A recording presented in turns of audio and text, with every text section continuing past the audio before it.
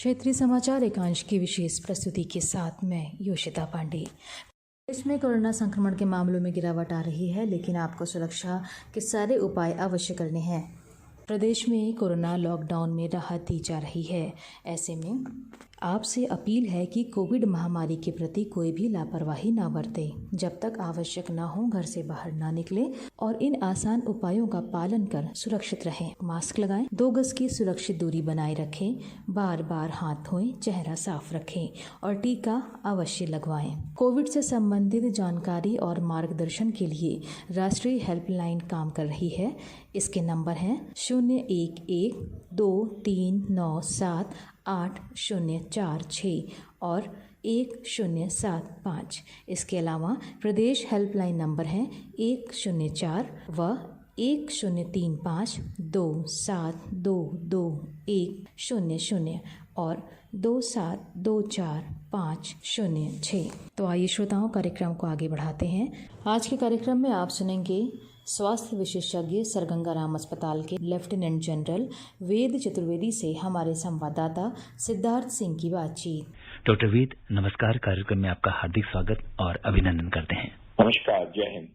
Doctor वेद, अपनी चर्चा की शुरुआत करते हैं। प्रधानमंत्री जी ने आज कोविड-19 का मुकाबला करने में तैनात फ्रंट लाइन वर्कर्स के लिए विशेष प्रशिक्षण कार्यक्रम की शुरुआत की है। ये ट्रेनिंग 26 राज्यों के 11 सेंटर्स में शुरू की जाएगी। इसका उद्देश्य देश भर में 1 लाख से अधिक कोविड वॉरियर्स के स्किल और कैपेबिलिटीज को बढ़ाना है। प्रधानमंत्री जी ने कहा है कि इस कार्यक्रम में देश के 1 लाख युवाओं को कौशल प्रशिक्षण दिया जाएगा और ये काम 2-3 महीने में पूरा कर लिया जाएगा। डॉक्टर वेद, सरकार की ये बड़ी पहल है। आपसे जानना चाहेंगे कि इस कार्यक्रम के जरिए हम आने वाली चुनौतियों का मुकाबला किस तरह कर पाएंगे। प्रधानमंत्री जी की ये जो एक मास्टर स्ट्रोक है, 1 लाख वर्कर्स, देखिए आप सोच सकते हैं कि जो स्किल, देखिए क्या होता है हॉस्पिटल्स में, एक डॉक्टर होता है, एक नर्स होता है, इसके बीच में जो पेशेंट, आपने कभी सुना होगा कि कई लोग कहते हैं साहब डॉक्टर साहब हमसे हंस के नहीं बोलते हैं या सिस्टर को टाइम नहीं है। इसके बीच में हमें एक वर्कर्स की बहुत जरूरत थी। और ये जो 1 लाख वर्कर्स हैं, ये कोई मेडिकल वर्कर्स नहीं है, ये नॉन मेडिकल वर्कर्स हैं जिनको 6 स्किल्स में, देखिए 126 राज्य और 110 सेंटर्स में, बहुत बड़ी योजना है, वर्ल्ड की सबसे बड़ी योजना है मेरे ख्याल से। तो इतनी बड़ी योजना में कभी भी ऐसे लोग नहीं ट्रेन किए गए जिनको कि हम एक हॉस्पिटल में एक पर्टिकुलर स्किल सिखाएंगे। 6 स्किल्स हैं। देखिए क्या क्या स्किल्स होती हैं, जैसे आपको एम्बुलेंस में पेशेंट को ले जाना, अब डॉक्टर साहब जाएंगे या नर्स जाएगी, इसके तो फिर हमें एक आदमी तैयार करना जो एम्बुलेंस में जा सके, पेशेंट को ले जा सके।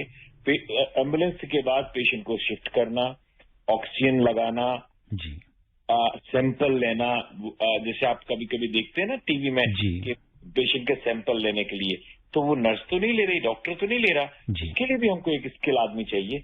और ब्लड सैंपल लेना, ये बहुत से कुछ इक्विपमेंट्स हैं, छोटे छोटे इक्विपमेंट्स हैं। ऑक्सीजन सिलेंडर खोलना, अब सोच लीजिए कि यदि 500 पेशेंट पड़े हुए हैं और 500 पेशेंट का सिलेंडर ऑक्सीजन मेंटेन करना है, तो ये छोटी छोटी चीजें हैं। इनमें ट्रेनिंग जो स्किल्स है वो बहुत ही जरूरी है।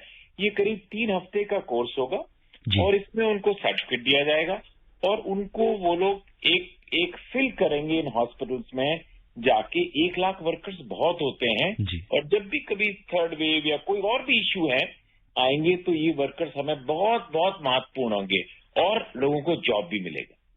और सरकार की हमेशा कोशिश रही है कि जितने भी हमारे हेल्थ इंफ्रास्ट्रक्चर है उस पर विशेष जोर दिया जाए।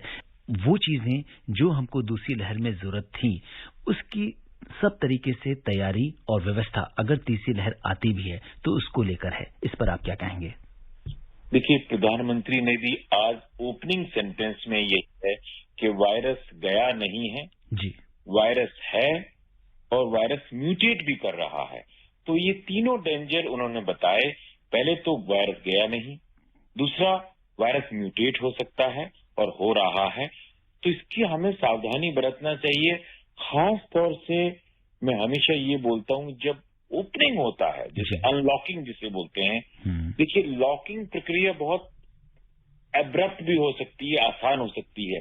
अनलॉकिंग बहुत डिफिकल्ट होती है और हमेशा जो हमारी व्यवस्था है इस पे नजर रखती है कि ऐसा तो नहीं कि अनलॉकिंग के दौरान, जिसको आप थर्ड वेव बोल रहे हैं या फोर्थ वेव बोल रहे हैं, देखिए जितने पेंडेमिक्स हैं, जब तक पेंडेमिक खत्म नहीं हो जाता, जब तक इन वेव्स की संभावना हमेशा बनी रह सकती है। क्योंकि हमने पहले जो पेंडेमिक्स आए हुए हैं, जो स्पेनिश फ्लू वगैरह, उनसे हमने देखा है कि ये इस तरह आते हैं, वेव्स में आते हैं, क्योंकि पूरी दुनिया में घूम रहे हैं। तो यदि फर्स्ट वेव जब खत्म हो गई थी तो हमने सोचा नहीं था कि सेकंड वेव आएगी, तो सेकंड वेव आई। अब हम लोग होशियार हो गए कि थर्ड वेव आ सकती है। कई तरह से उसका कारण है क्यों आ सकती है। एक तो इसलिए कि पहले ऐसा हुआ है, दूसरा इंग्लैंड में अभी आज ही न्यूज में आया है कि इंग्लैंड में सडनली बहुत सारे केसेस हो गए, और लॉकडाउन भी लगाना पड़ रहा है क्योंकि अनलॉकिंग के कारण। तो हमें भी ये चीज सोच के रखना है कि ग्रेजुअली ओपनिंग अप हो, पहले इकोनॉमिक सेक्टर और फिर एंटरटेनमेंट सेक्टर, और ये सब हमारी जिम्मेदारी भी है। यदि हम सोचेंगे सिर्फ सरकार कर सकती है तो ऐसा नहीं कर सकती। जहां भी अब हमको सबको एजुकेशन है, सबको मालूम है कि मास्क लगाना है, 2 गज की दूरी करना है और टॉकिंग एटिकेट्स, बातचीत नहीं करनी है। हो क्या गया है कि सडनली लोग मिल रहे हैं तो उनको एक दूसरे से बहुत उत्सुकता हो रही है बातचीत करने की। तो वो सब प्रिकॉशंस यदि रखेंगे तो थर्ड वेव आएगी भी तो फिर हम उसका मुकाबला कर सकते हैं 2 कारणों से। एक तो वैक्सीनेशन के कारण, क्योंकि वैक्सीनेशन चल रहा है और इतना बड़ा वैक्सीनेशन प्रोग्राम शायद और किसी कंट्री में नहीं है। तो इतना बड़ा वैक्सीनेशन प्रोग्राम चल रहा है और हम वैक्सीनेशन के लीडर हैं। कितना ही कंट्रोवर्सी होती रहे, हम लोगों ने 30 करोड़ बच्चे हम हर साल वैक्सीनेट करते हैं। हमारे पास वैक्सीनेशन जो देने की एक फौज मौजूद है, तो हम उसमें लीडर हैं। तो हमें नहीं डरना चाहिए कि हम वैक्सीनेशन प्रोग्राम में फेल होंगे। हम वैक्सीनेशन प्रोग्राम में कतई फेल नहीं होंगे। हाँ, धीरे धीरे, चूंकि इतना बड़ा राष्ट्र है उसमें टाइम लगेगा। तो एक वैक्सीनेशन, और दूसरा ये है कि थर्ड वेव आती है तो हमारी जो एजुकेशन और जो आज प्राइम मिनिस्टर ने स्किल जो कौशल योजना, स्किल डेवलपमेंट के लिए जो 1 लाख वर्कर्स हैं, ये सब लोग जब आएंगे, हुआ क्या था सेकेंड वेव में कि हमारी वो तैयारी नहीं थी। इसलिए ऑक्सीजन है तो ऑक्सीजन ले जाने वाला नहीं है, एम्बुलेंस है तो एम्बुलेंस के साथ ले जाने वाला नहीं है। तो कई तरह से हम चूक गए थे। उन चूकों को ये फिल करेगी जो स्किल डेवलपमेंट में जो 1 लाख वर्कर्स ट्रेनिंग होंगे। अगर हम देखें तो बहुत सारे लोग इस समय प्लान बनाना लोगों ने शुरू कर दिया है कि यहाँ जाएंगे, बहुत दिनों से घर में थे, ऐसा करेंगे वैसा करेंगे। तो ये जो जब तक ये सोच अपने अंदर से नहीं आएगी तब तक शायद हम इसमें सफल नहीं हो पाएंगे। इस पर आप क्या कहेंगे?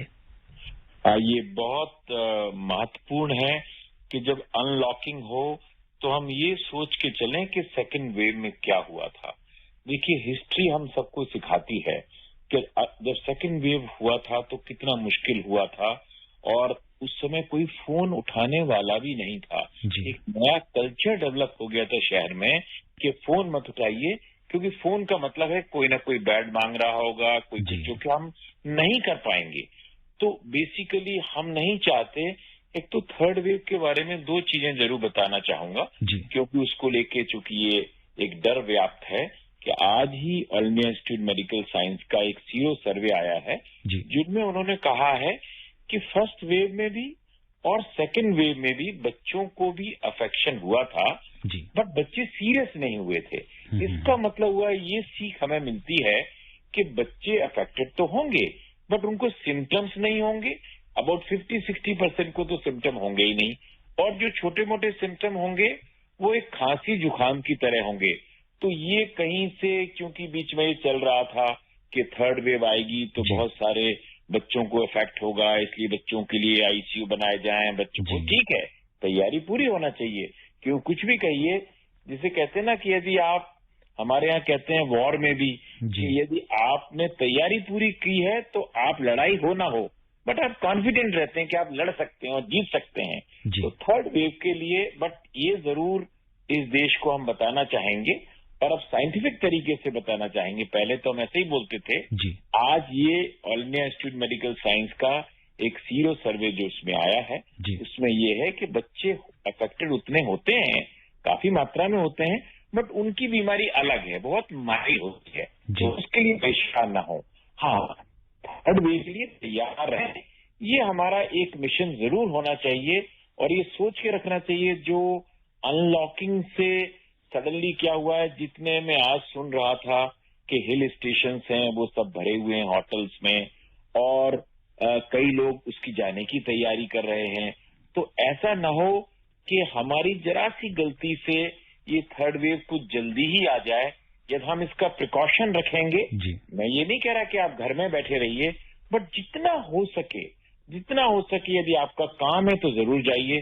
तो इंटरटेनमेंट और जो एक सैर सपाटा है उसको थोड़ा सा कंट्रोल रखिए, और यदि आप सैर सपाटे के लिए जा भी रहे हैं तो आपको उतनी ही प्रिकॉशन की और उतनी जिम्मेदारी की जरूरत है, क्योंकि कल के दिन आपको कोई ब्लेम ना कर ले कि आपके कारण ये थर्ड वेव आई थी। आपका इस विशेष कार्यक्रम से जुड़ने और श्रोताओं के प्रश्नों का उत्तर देने के लिए बहुत बहुत धन्यवाद और आभार।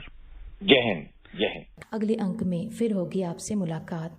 तब तक के लिए मुझे दीजिए अनुमति। नमस्कार।